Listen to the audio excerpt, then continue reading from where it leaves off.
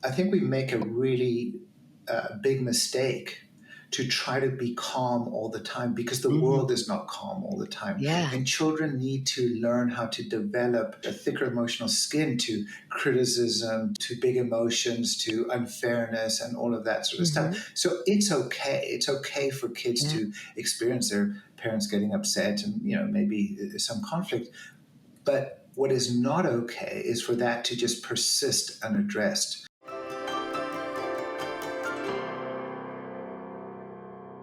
We're diving into a really important and often painful topic: how some children, especially those who are highly sensitive, can struggle with deep feelings of shame, self-criticism, and even self-hatred. If you're parenting a child like this, it could feel heartbreaking and overwhelming. You may be walking on eggshells, unsure how to help your child feel safe in their emotions or in their own skin. You may feel like the strategies that work with other families only seem to make things worse. Joining me is Dr. Blaise Aguirre, a world-renowned psychiatrist and one of the leading experts in dialectical behavior therapy, or DBT.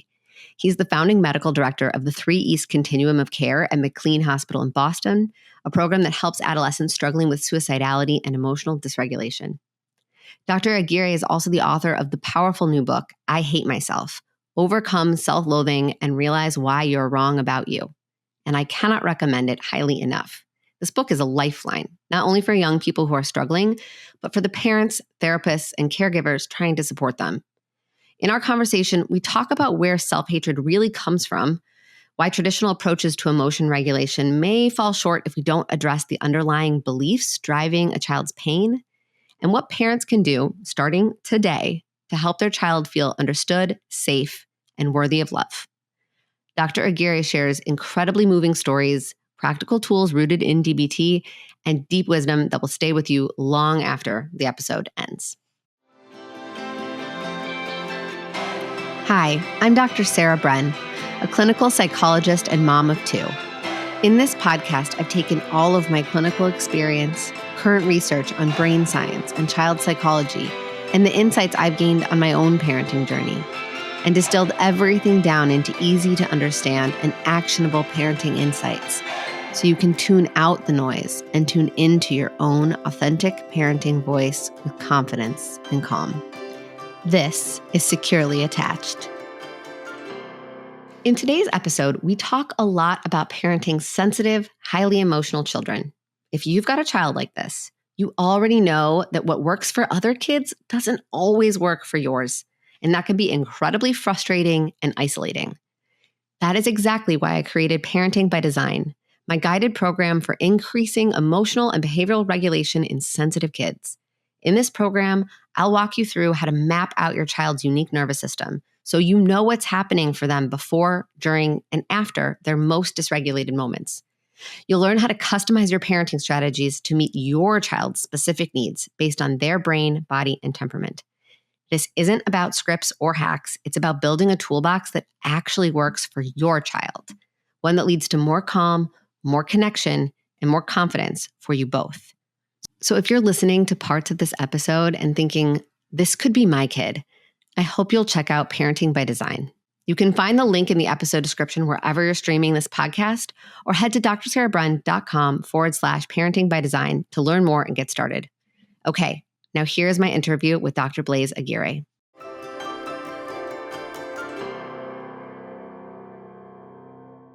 Hi, everyone. Welcome back to the show. We have Dr. Blaise Aguirre here.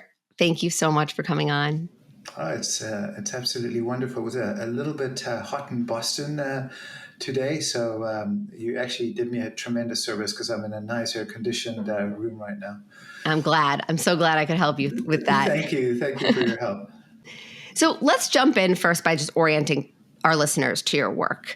You've done a lot, but you're also you've written a very important book called I Hate Myself: Overcome Self-Loathing and Realize Why You're Wrong About It. There's a lot in that. Can you talk a little bit about how you ended up organizing the work you've done so far into that kind of a book? Yeah. So I've been treating suicidal adolescents for the last, this is going to be my 18th year. And all I've done is, professionally is just to work with kids who really struggle with wanting to live. And this is not, the quote unquote attention getting type of, I'm going to kill myself. It's people who suffer deeply with thoughts of suicide, and tragically will sometimes act on those thoughts, and even more tragically will complete suicide. And there are lots of new therapeutic techniques that try to help kids who are struggling this way. And there's treatments like dialectical behavior therapy, cognitive behavioral therapy, mentalizing-based therapy, schema therapy. So there's all these kinds of different types of therapies. And many of them do a reasonable job of helping kids with suicide. And certainly the one that I use, mostly dialectical behavior therapy, I think has the largest evidence base for helping suicidal and self-destructive kids. However, there was a group of kids that even if they were under better behavioral control using techniques of treatments like dialectical behavior therapy, still struggled with suicidality. And when I dove deeper into that, trying to understand why would somebody who's in much better control, who probably has, lots to live for, they're often intelligent, artistic, creative, why would they still want to die? And when I started asking the question more, they would tell me that they hated themselves. And I think that in the past, I used to say, of course you don't hate yourself. I mean, look at you. You're wonderful. You're creative. You're smart. You've got resources. You're attractive. You're healthy. You're fit. Any of these sort of accolades or attributes that a child would want to have, or that a parent would want to have for their child. But despite all of this, they still did not see themselves that way. And they saw themselves as deeply flawed.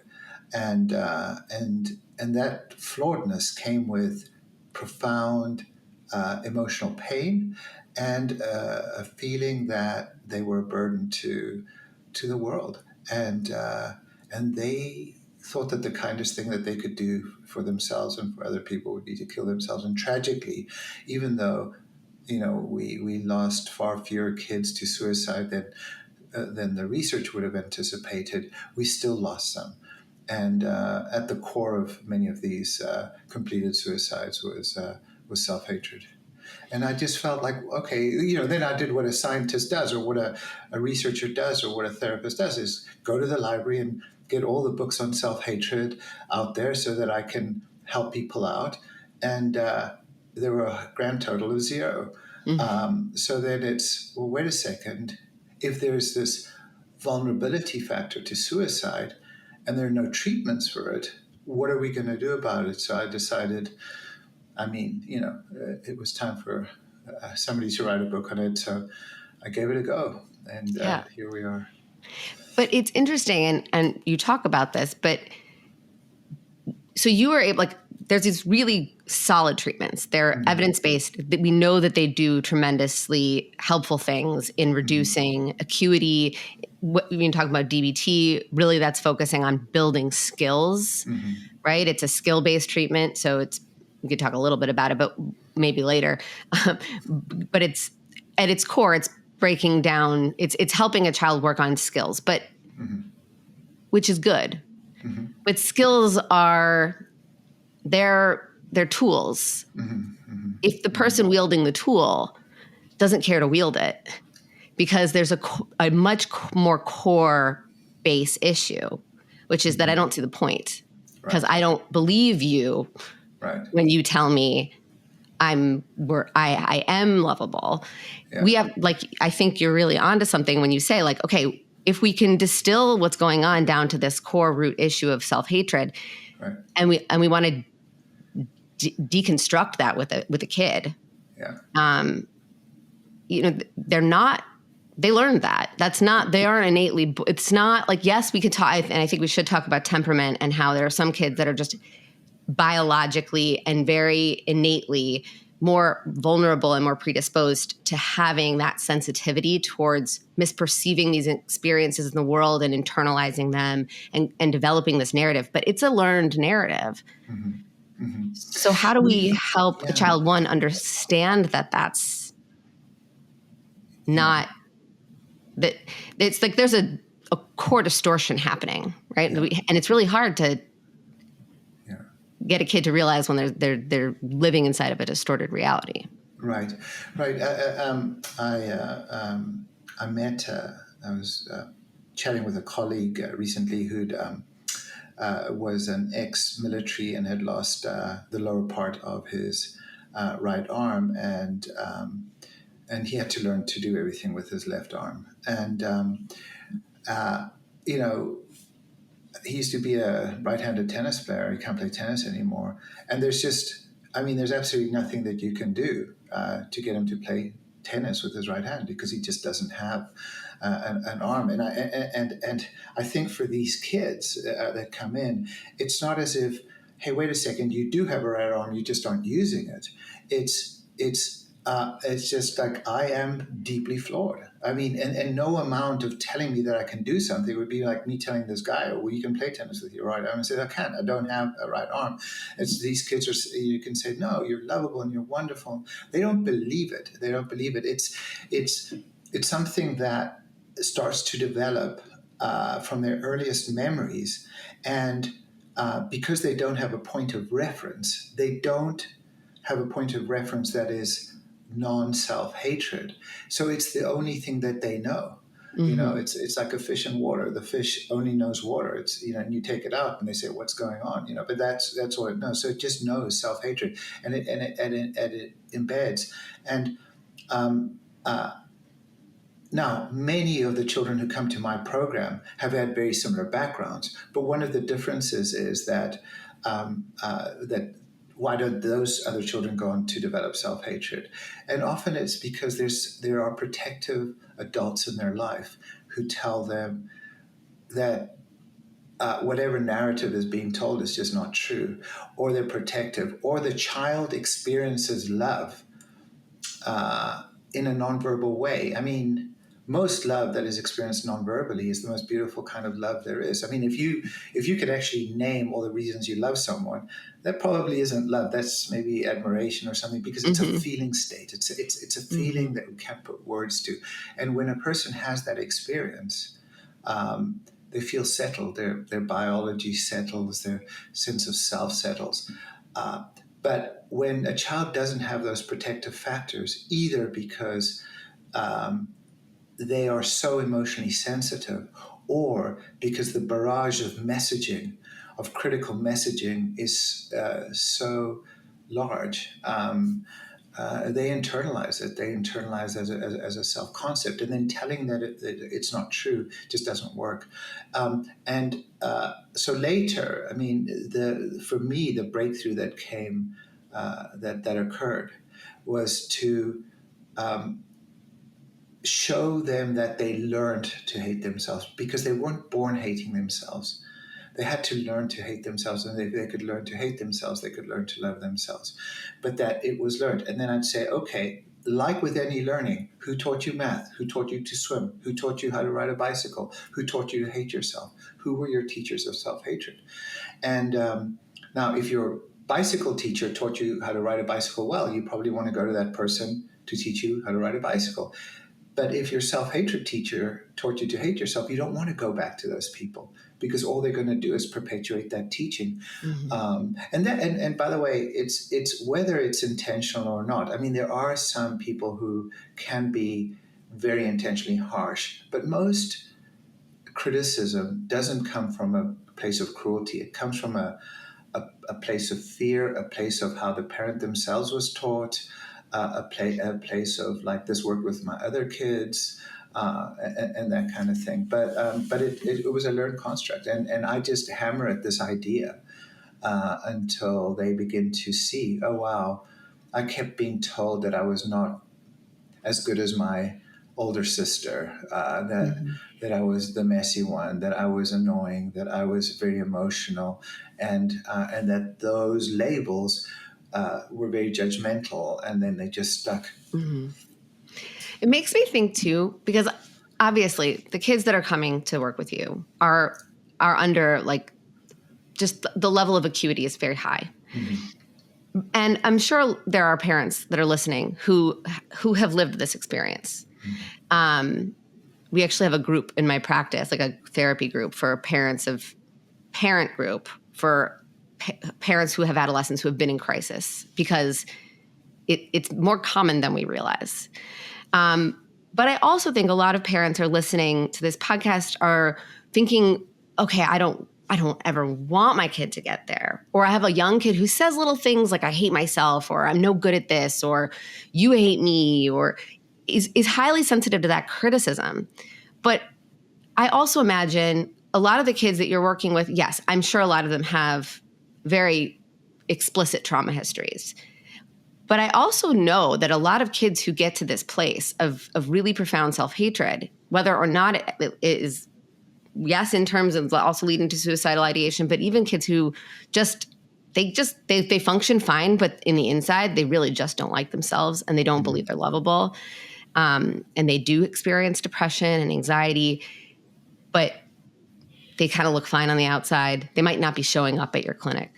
But I also, a lot of those kids, again, some have trauma histories. A lot don't. And not in the way that we would classically imagine. Like a parent listening isn't like, whoa, I wasn't abusive to my child, or I'm not abusive to my child. I'm super loving. I might have some high standards, but I'm not sitting here just berating them and constantly telling them how lazy or awful they are. Where are they getting this from? And some of it might be coming from peers. Some of it might be coming from social media.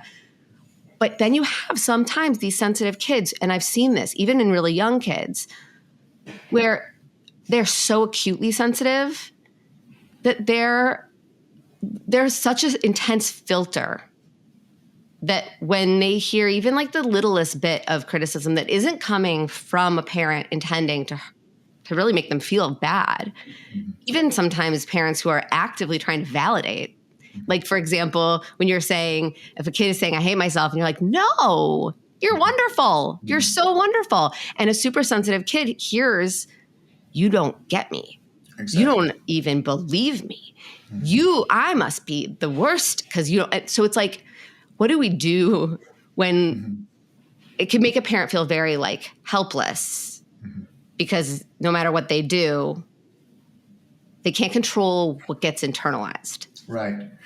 You know, there's when I lived in Lexington, Massachusetts, there's a little driving range, golf driving range near my house. And I remember my kid once found a golf ball in the back of the driving range, and then all my two other boys wanted to go and get golf balls. And so we went to the back of this driving range, and they found 500 golf balls back there. And when they came home, it turned out that there was a lot of poison ivy back there, which didn't make me the favorite person in the house. But one of them had like a bit of a rash, the other one more of a rash, and the third one had like a massive like whole body rash, and it took like, I don't know, a month for it to heal. And the first one just like took a couple of days and some cream. So if you think about like they were exposed to the same poison ivy, the reaction that they had was very different. I mean, 3 kids with probably the same genetics, makeup more or less, and but 3 very, very different reactions. So you can say, hey, I've got 3 kids and I treat them all the same and I love them all the same. But to your point is that some of them, because of their temperament, because of their emotionality, perceive criticism, any form of criticism, as a judgment of their character. And even though a parent isn't necessarily like trying to obviously, no parent wants a child to hate themselves. But let's just say, for example, let's just say that you have an artistic child and you have a child who's a great soccer player. So what happens is, and the parent is a sporting parent and loves all of their children, but then they go to the soccer field to watch their soccer playing child, and the autistic child sees the parent cheering for their soccer playing other child and like, wow, you're so great and you're scoring goals and you're fantastic and I'm so proud of you and da da da. And the other kid comes home and draws a picture of Barney and it's like, oh, that's so cute. Let's put it on the fridge or whatever it is. So even though there's no intention, the child then starts to compare themselves with their more successful older sibling, the one that is that they see in the eye of the parent, and they compare themselves. If only I were as soccer playing as my older sibling, I would be as loved as my older sibling is, because these children respond to emotional intensity, and when they're seeing the parent having a very intense reaction with the soccer playing child and not getting the same kind of reaction for what they do, internally is I am not as good as. So again, of course, the parent's unaware, and they're not trying to hurt their child, but the emotionally sensitive child has emotional sensitivity working against them. I think it's a super talent, by the way, but I think in that case, it's working against them, and there's a lot of comparisons going on. And to them, it feels critical. It feels as if that joy is not being directed at the soccer playing child, that it's being directed at the child who's sensitive to it. It's like, I would praise you as much as that child if you were as good as. And that's going on in the child's head. It's not going on in the parent's head. But that's how they perceive it. So it doesn't have to be, the bullying, the trauma, the rejection that goes on. It can be very well intentioned. Right. I also can see this like kind of perfect storm happening, right? So it's like you might have this sensitive kid who is more vulnerable to reading into the absence of you euphorically cheering for their art project like you cheered for their brother's soccer game as this referendum on how good they are. But then they show up bristly because of that, right? And maybe, especially if they're really little and they can't really organize that experience, it's just coming out in weird, icky places. And so they're more irritable. They're more difficult. They're porcupiney, right? And so there creates this sort of relational and environmental feedback loop where the kid perceives things, it makes them feel bad. And then that bad feeling manifests in yucky behaviors that make them kind of create this self-fulfilling prophecy where people do start to avoid them or reel from them or have really yucky exchanges with them. And so we create this kind of this dance that we cannot get out of. And we get entrenched in it. And the parent, I'm thinking of your kids with the poison ivy. I doubt any parent would say to the kid who had the bigger rash, you're blowing this out of proportion. Stop having such a big reaction to this poison ivy. Look, your brother has a small reaction to the poison. But we do that for sure with kids who are having genuinely outsized reactions because we're trying to help them understand how unrealistic they're being, unreasonable they're being. The problem is we're usually doing that in the heat of the moment, which is never a good time for teaching. So, I'm curious your thoughts on this, what I'm talking about here, but I'm also thinking, what is a mentalization-based treatment or dialectical therapy-based treatment do to help get this loop to get interrupted and start to reorganize kids back into reality and build some skills for checking that distortion. It reminds me of the old quip, insanity is hereditary. You get it from your kids.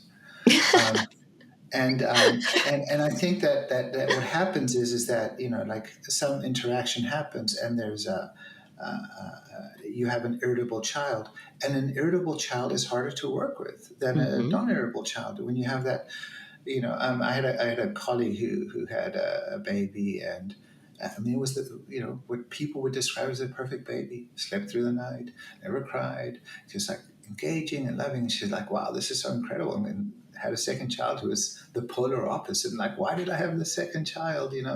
And uh, so, it's, you have to have compassion. One thing, I never hid my emotions from my kids, and I've got 4 children, and they're like ultra happy, and I, they've been successful, yeah, but I've seen very successful, unhappy people. They're just happy and they're successful. I don't care about their success as much as their happiness.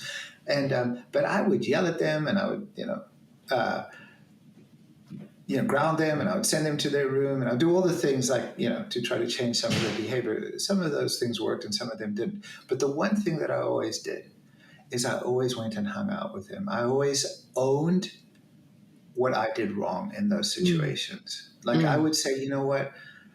Yeah, you only took 1 extra scoop of ice cream, and I made it seem as if, World War III had started. And, maybe it was because, by you taking an extra scoop, your brother couldn't have an extra scoop. And then, I got really upset because and I sided with your brother that it was unfair and all of that sort of stuff. And I had a big reaction. And I think we make a really big mistake to try to be calm all the time, because the world is not calm all the time. Yeah. And children need to learn how to develop kind of a thicker emotional skin to criticism, to big emotions, to unfairness, and all of that sort of stuff. So it's okay. It's okay for kids to experience their parents getting upset and, maybe some conflict. But what is not okay is for that to just persist unaddressed, and so, and again, it's important to model the mistakes that you make. I was wrong, and I apologize for being wrong. Sometimes their parents will say, well, I don't want to give my child too much leverage by admitting that I was wrong about something. Right. And it isn't. You're modeling the kind of behavior you want them to have as adults later on in life. So one thing, in DBT, dialectical behavior therapy is this. It starts off with this idea that polar opposites can coexist at the same time, and that contradictory ideas can both be right at the same time. So this is just as an example. A lot of the kids that I see self-injure, they cut themselves, and most people would agree that it's a problem that people cut themselves. I do. At the same time, for the children who are cutting themselves, they don't see it as a problem. They see it as a solution. And the solution is to the problem of how they feel in the moment, their emotions. So here you have a behavior, one person seeing it as a problem, the other person seeing it as a solution. A problem and a solution are coexisting in the same behavior. And so DBT says that, that in the moment that a child is really upset, they have a point of view that makes sense from their perspective. And you as a parent have a point of view that makes sense from your perspective. And that finding a way to understand each other in the moment is a much, much healthier approach than either yelling at them or sending a child to their room. And so, as I say, whenever there was some level of stress-inducing parenting that I would do, yelling or whatever it is, then I sit with them and say, hey, let's just talk about what happened. And I get it. I get how, you'd want that extra scoop of ice cream and then, they just learned that it would be okay to have that. And sometimes they were wrong. And then that's, then there's consequences to being wrong. I mean, my oldest boy was so taken by the work that my parenting style, he became a social worker and is now doing behavioral therapy in Boston. That's amazing. And again, he, in as much as I've often used examples from childhood in my parenting groups, he says that he now uses examples about me being a parent in his therapy. My dad used to do this, that, or the other, and this is how we dealt with it, and this is how I talked to him about it. So, So DBT, it provides skills, but one of the most fundamentally important of all principles, and this hasn't changed in all of eternity, is that you have to regulate before you can reflect. That the dysregulated mind cannot think. We make terrible decisions when we're emotionally dysregulated. We make terrible parenting decisions when we're emotionally dysregulated. And so what happens is a child is really upset, and we then, because we're emotional beings and because we mirror their upsetness, we start to get upset, and then we make all kinds of promises we're never going to keep. You'll never ever drive again, and you picture this 80-year-old child being driven around by their 100-year-old parent because you swore that they would never drive again. Of course, that's not true. So before you can have any kind of reflective, introspective, productive discussion, you have to regulate. Sometimes earlier on in the day, it's easier to regulate. But when you've had the stress of work, the stress of all the school stuff that's going on, the stress of I don't know, the food not being cooked properly or being delivered late, or all the stresses of life, and the dog pooping all over the carpet, and you're like, oh my gosh, I'm ready to pull my hair out. And then your child says that the teacher wants to talk to you because you haven't handed in your homework, and you're ready to lose it. I mean, that's when a lot of parenting mistakes get made, because they themselves are dysregulated. And this is where you have to have strategies, whether you're tagging out, whether you say, look, you know what, we have to address this, but I'm going to give myself 20 minutes where I'm going to go and lay in a bubble bath or whatever it is. Or I'm just like, realistically, because when we're in the thick of it, you can't take a 20-minute bubble bath, but That's you true. can take a beat. You can say, hold on, I'm too hot right now. Right. I'm going to go, going to splash some cold water on my face. I'm going to take a breath. Right. But we forget, I think we do think, well, if I can't take a 20-minute bubble bath, there's no other alternative. I'm just coming in hot. Right. And I think you bring up a very good point, which is regulation is a family systems issue. It's not a child issue. Exactly. We are all kind of connected, our nervous systems are all connected. As humans, any humans in a room are going to have interconnected nervous systems. But a family system, we're hardwired. These are attachment systems. We can't, our kids are paying, their unconscious back of their brain is paying such close attention to the subtlest of our facial cues, especially sensitive kids, right? Exactly. Especially kids whose fight or flight system's probably always on a little bit in the background, which means that their threat systems are very carefully detecting the smallest sign for threat, because their system is just kind of wiring themselves to be ready to fight or run or shut down. And so when you come in from that long day of work and you got just that sort of flat face and your shoulders are hunched, you don't have to say a word. You could even say, hey, love, I'm so glad to see you. I missed you. How was your day? Yeah. But if they see the hunched shoulders and the flat face, their back of their brain is like, uh-oh. And then they start to get more agitated. And then they start to, and again, with really little kids, they're not going to say to you, you seem tense and that's making me uncomfortable. Yeah. They're just going to pick a fight with their sibling, because it's just erupting out of them in weird places. But let's flip that around. I mean, if you're a parent, you've got a couple of kids. Yeah, I got two. And you take clearly your podcast really seriously, and you want to help parents, and you want to teach, and you want to educate. But if your children started fighting right now and started yelling, and you heard crashing in the background, and you said, I have to go and find out what the heck is going on, because you'd be really upset. And I said, no, wait a second. I made this time for you, and you promised me that we would be on for a certain period of time, and you've got to stay focused. You've got to say, not only would you'd be really upset because your kids are fighting, but then it's like, who the heck are you to tell me what to do? Like Mm-hmm. you yourself would start to get dysregulated. So you think like, Yeah. no, I'm a professional. I can take care of things. That you in that and now you're going to take care of your kids, and you're thinking like, wow, I had this guest on who's like telling me, what's what, and now so and then and then that might be sitting at the back of your head, because Right. then you're feeling like, oh wow, am I feeling guilty? So there's so many factors that It's are so taking much. place, and you see the dysregulation in your child, but then this is where from a DBT perspective, the mindfulness parts of it is so important to me. Is like, when you're coming in hot, you got to know that. And then Mm-hmm. in DBT, we have this very cool emotion regulation strategy of like putting your face in ice cold water, which is not only does it do fabulous things for your skin, let me tell you, because apparently with collagen production and all of that sort of stuff, but it lowers the body temperature very, very quickly.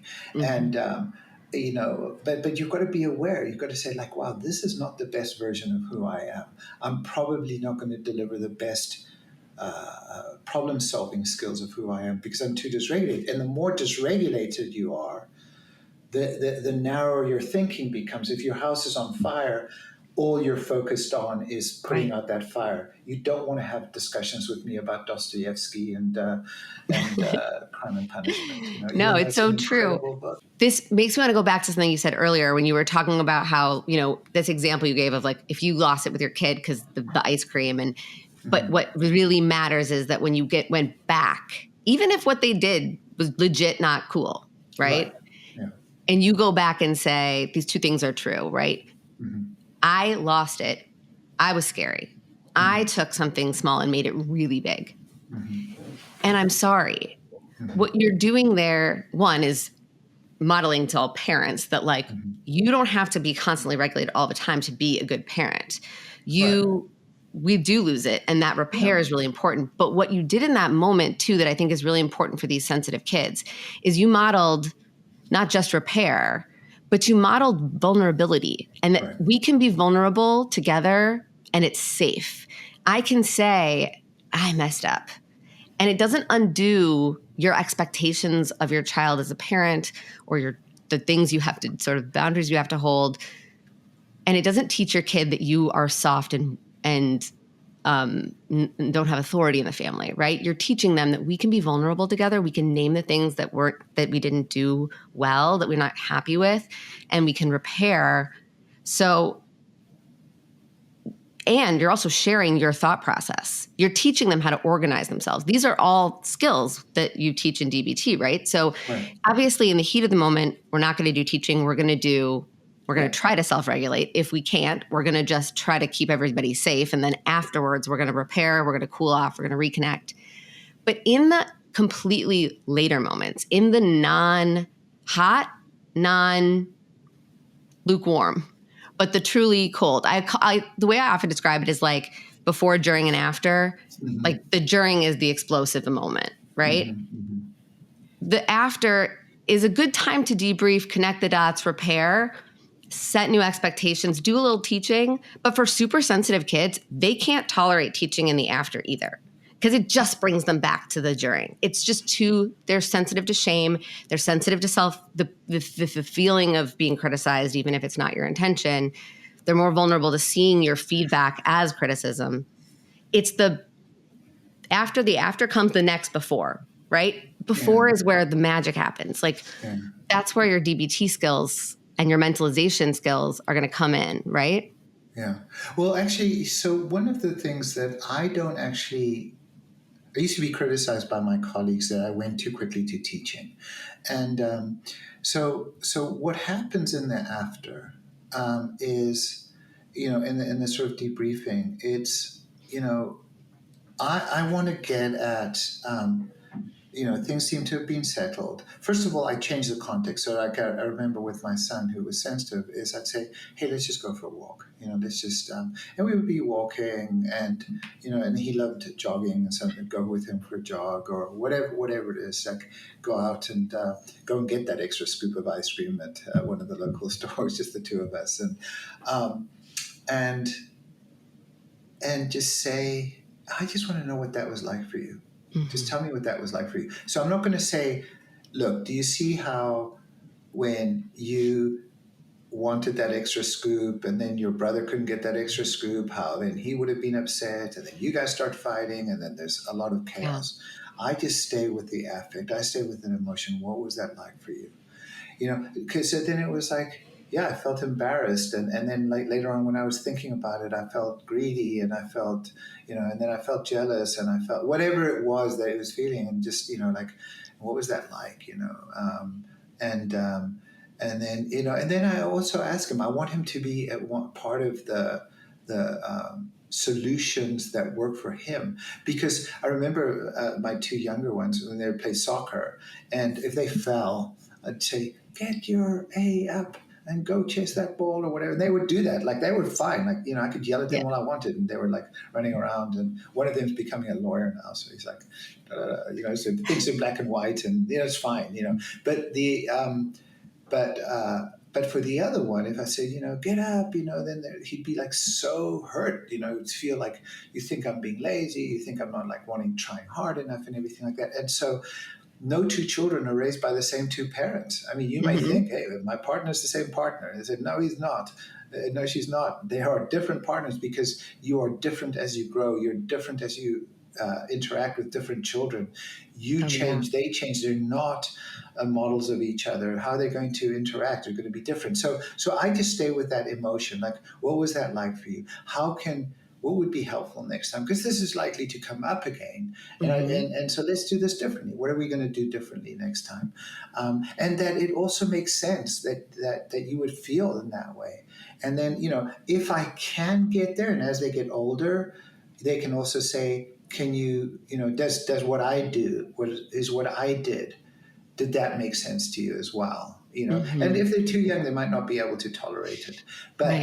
But later on, they're able to see, I mean, if I had two kids, I'd probably want them to have the same amount of ice cream. But you can get there because you've co-regulated it, or you started with affect. You haven't gone to problem solving. But what you're teaching, and this is where I think people can very easily get it wrong, is I think most people here, we have to teach after the heat of the moment. Don't teach in the heat of the moment. Okay, fine. I wait. We're cool. I teach. What am I teaching? Most parents teach what the right behavior was going to be. Exactly. Right? I got to teach my kid it's not okay to hit. Right? Your kid knows it's not okay to hit. They already know that. What is missing is not a knowledge of right and wrong and what's expected. What's missing is what you're talking about. That self-awareness, that ability to think about, wait, what was I feeling? Why did that thing that happened lead to that thought, which led to that feeling, which led to the urge to smack my brother? We want to help a kid. What the teaching, I think you're describing a different lesson. Can you talk more about that? Like, what is the best thing to teach, and how do we start to build those building blocks for kids? Yeah. Well, I mean, if you were to say, okay, let's go into the desert, and then you've got a book on snakes, and you say, okay, these are like snakes, and if you see them, like they're probably dangerous and stay away from them. Okay, whatever. You get bitten by a snake, you're never going to forget that. Like you don't have to have a book to do that. You're terrified. One of the most powerful forces in the universe to glue memory and glue learning is strong and powerful emotion. Now, I remember with my son, again, the one who became a social worker, he had this really annoying habit of leaving his cello at home. He was he ran cross country, but he also liked to play cello of all things. And but he would leave it at home, and then he'd call me up and say, "Hey, can you bring it over?" And one day I said, "Look, this is your responsibility. You're the one who wants to play cello, and I've brought it over 10 times, and every time you forget, you call me up, and I bring it to you. Next time, I'm not going to bring it to you." So what happened is, of course, he forgets his cello again, and I stuck to what I committed to, and he got he was ostracized by the band. It's like, dude, you forgot the cello, like you didn't bring it. And he said, I tried to get my dad to bring it and everything like that.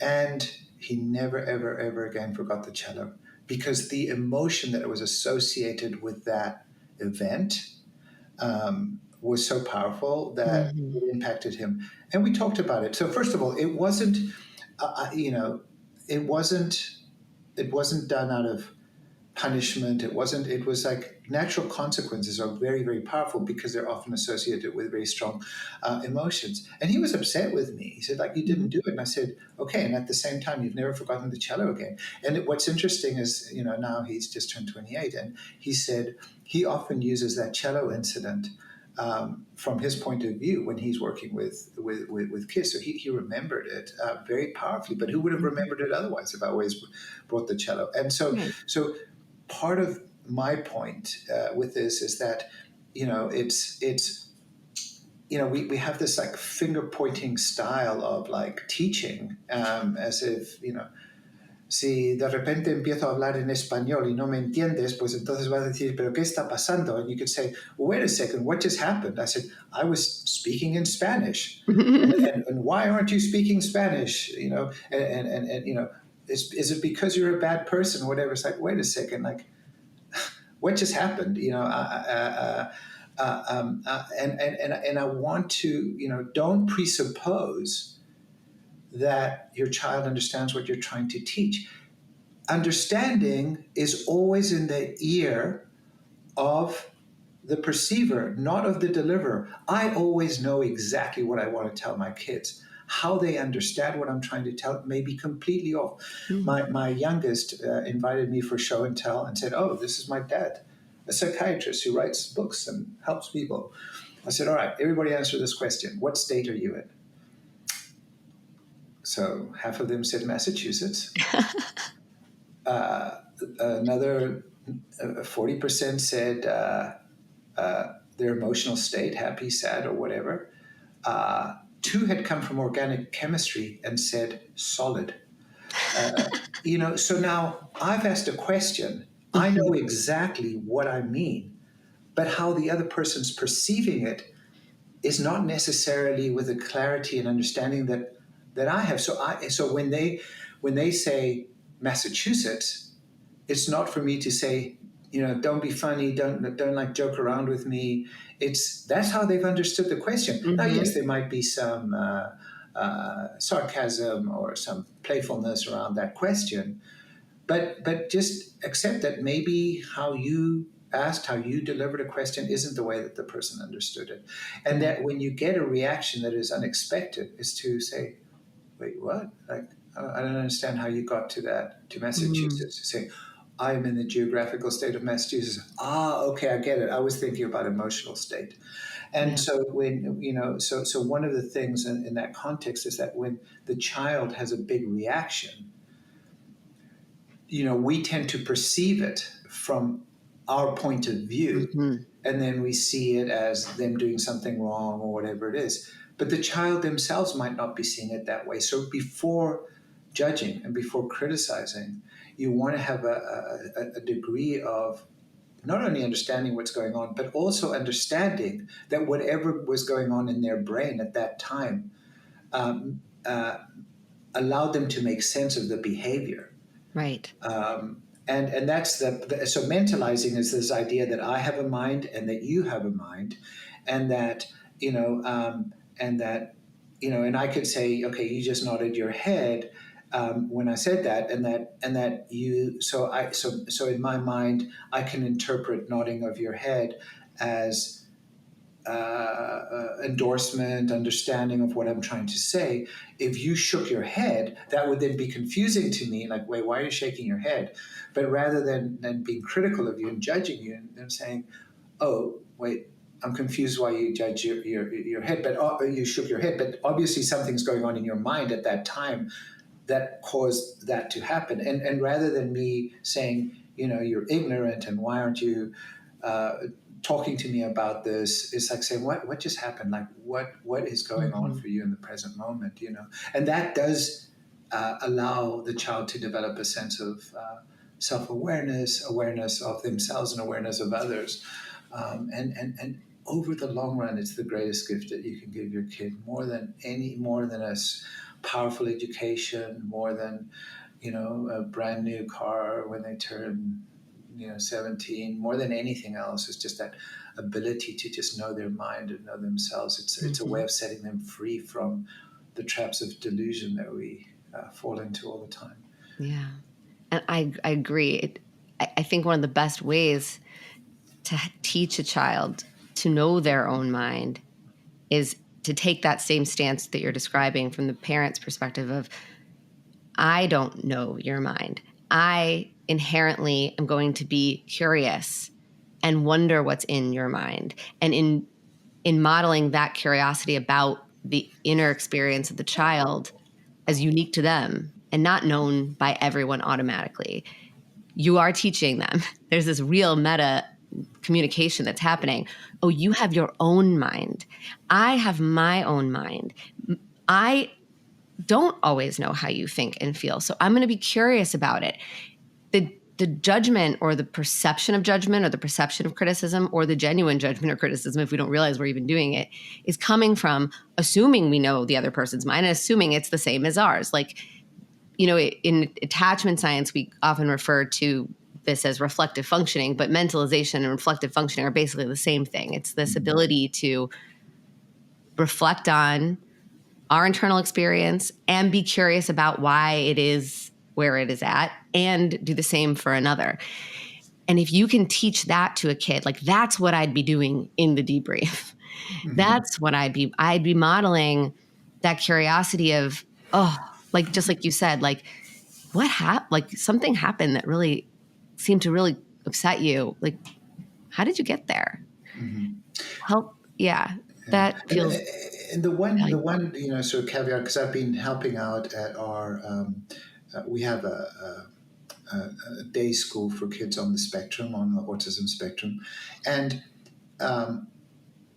for some kids on the spectrum, they do not have that capacity, and in that situation, you may just have to teach it as a rule. Sure. Because they just might not understand. Say, okay, the rule is in this situation that you cannot hit somebody else. Like that's just a rule, and but there are also definitely, because it is a spectrum. I mean, there's definitely some kids have more of an ability to recognize the impact on others more than others. So you do want to be, ideally, if you can get them to sort of recognize the importance of developing that reflective capacity, mentalizing, then great. But if you cannot, then yeah, you can also like set it as a rule. And this is where you have to again know your child and understand what their limitations are. Because if that child who's maybe on the spectrum just gets bullied and tormented and be told that they're worthless and all that, because they don't have a reflective capacity because of their disorder, then they can too go on to develop a degree of self-hatred. And then you as a parent are frustrated, like, why doesn't the child get it? And okay, but they, a colorblind person cannot see colors that they cannot see. It doesn't matter how much you yell at them. So yeah. And even that's a very well taken point. And even just regardless, kids who aren't on the spectrum, you got to kind of be tuned into their developmental stage. Like if it's a really young kid, this is a very big, complex system that you're going to be slowly building a skill for. And, it's also totally okay to say it's not okay to hit, right? But I wouldn't start with that. I'd start with you got pretty upset when that thing happened. Yeah. Do you understand why? Like they call ABC like antecedent behavior consequence. I would really focus more on helping them understand the antecedent that led to the behavior. Yes, you can then help them say, hey, this behavior is not okay because it hurts people. And that, you could do the B to C connection too, but start with start with that. And also the connecting, right? The doing it in a different setting when you're walking with the kid, especially boys, but all kids really, like movement helps with this. Absolutely. Mm-hmm. But yeah, I think that's so helpful. Thank you so much. If people want to get your book they want to know more about your work, how can we connect them to you? Yeah. I run a program, again, mostly for self-destructive kids who are emotionally sensitive with different kinds of conditions, whether it's depression, personality disorders, and it's in Boston at McLean Hospital, our website is the number 3, the word east.org. And we use dialectical behavior therapy to teach these skills because, in the same way that a person who doesn't know how to ride a bicycle or speak a language or play a musical instrument doesn't have the skill set, we assume that people who are struggling are not misbehaving. It's just that they don't have the skill set to be able to manage. So we use dialectical behavior therapy skills to teach them emotion regulation skills, distress tolerance skills, mindfulness skills, interpersonal effectiveness skills. And I think, these days, in the online shop, bookstore would have any of my books. And I've actually, I was in LA recently and I bumped into some of my books in a bookstore. So you can certainly order them, and I see a lot of them in libraries, and I think that's a fantastic use of getting these books because they can be shared with many people without having to everybody buy a new one. So that's amazing. Yeah, and for people who don't know, the program that you run is like the gold standard. People come from all over the world to go to your program. Thank you. Yeah. It's not just for people who live in Boston. No, I know. We've had people come from all over the world. Ironically, I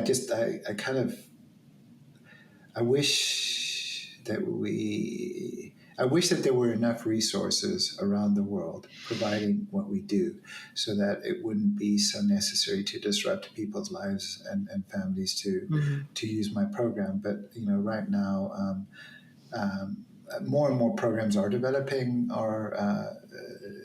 the skill set to be able to deliver good DBT. But for now, I think we're doing as well as we can. And the other thing we're focusing now a lot on is when people have problems that DBT can help for.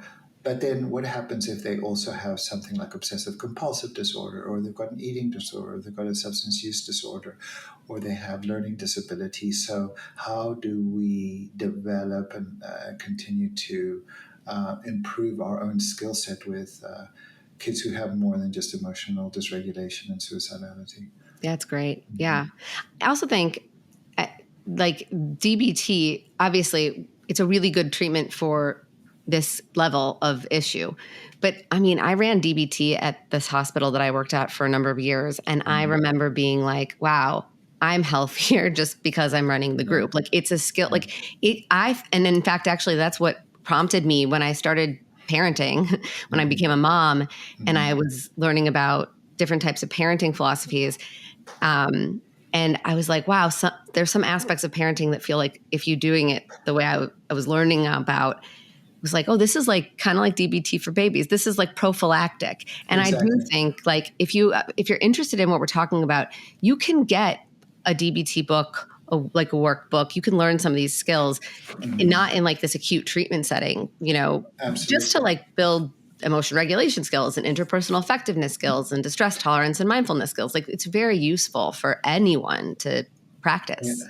Two of my books are DBT for Dummies and the DBT Workbook for Dummies. And ironically, I mean, during the pandemic, when DBT for Dummies came out, and my co-author and I appeared on some TV shows, it went to number 1 on Amazon, which I think spoke to a certain kind of need that people wanted about like what to do. So I mean, both the DBT for Dummies and the workbook do actually teach a lot of these skills. And something else that you said just struck me. And so I've had patients who, I've known for like 19 years, they're now moms, they've got their own kids and all of that. And they stay in touch with me, even though I did DBT. And, and when I said, well, wait a second, I just taught you a bunch of skills. Why do you still stay in touch? And they all say, like, you helped me get to where I needed to be. And that is the most powerful love that a person can have for somebody else, is like you helping me get to where I needed to be. So the methodology, because sometimes people say, oh, it's just like skills, like you learn a manual and then do this skill. But when that's delivered with caring, because somebody needs a certain kind of help. If a kid wants to learn how to ride a bicycle and you teach them how to ride a bicycle, that is much more powerful than understanding all the reasons why they couldn't ride a bicycle. And it's like, wow, thank you. You did this thing that I was asking you for. You didn't necessarily spend, your mom yelled at you when you were a little kid, so you couldn't ride a bicycle. And not to say that some people don't want to know those things, but it's like helping someone get to where they want to do is a gift for them. And it's the thing that connects us at the end of the day. Yeah. Yeah. I mean, it really speaks to how important relationships are, right? Yeah. Yes, I do recommend everybody go get these books and learn these skills, and we'll link them in the show notes. Yeah. But don't underestimate the power of a relationship in the context of learning these things. Exactly.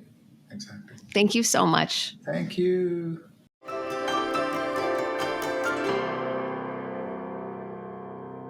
Thank you so much for listening. If you or your child is struggling with feelings of self-hatred, anxiety, or other mental health challenges, please know you don't have to go through this alone.